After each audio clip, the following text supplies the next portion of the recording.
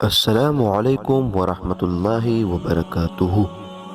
محترم ناظرین، امید کرتا ہوں اللہ سے کہ آپ سب لوگ خیریت و عافیت سے ہوں گے۔ محترم ناظرین، آج ہم نیکی کا صلہ، اس کا واقعہ خوبصورت انداز میں آپ کے سامنے بیان کریں گے۔ محترم ناظرین، کسی گاؤں میں سمیر نامی لکڑہار اپنی بیوی اور بیٹی کے ساتھ رہا کرتا تھا۔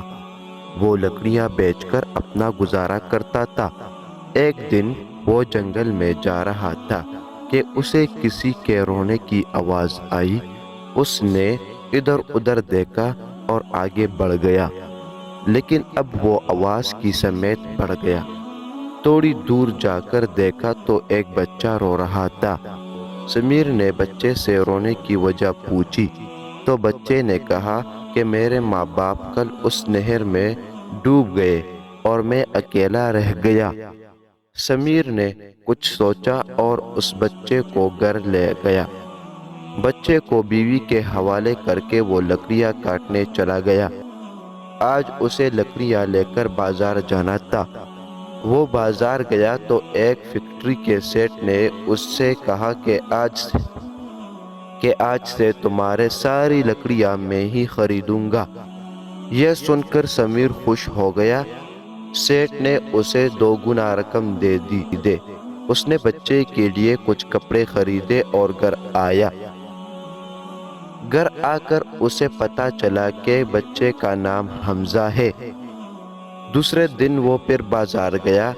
آج سیٹھ نے اس سے کہا کہ مجھے اپنے کام کے لیے ایک ایماندار آدمی کی ضرورت ہے اور تم اس کام کے لیے بہترین رہو گے۔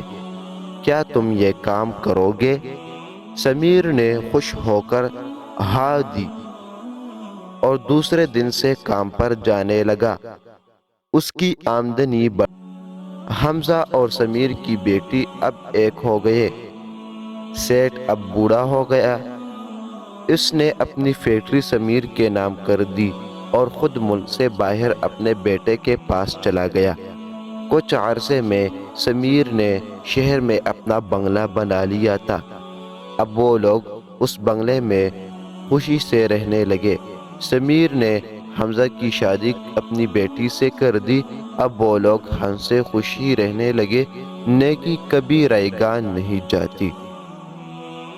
محترم ناظرین، اس واقعے سے ہم کو یہ پتہ چلا کہ ہم کسی کے ساتھ بھی نیکی کریں تو اس کا صلہ اللہ رب العزت ہمیں اس دنیا بھی اور آخرت میں ضرور دے گا۔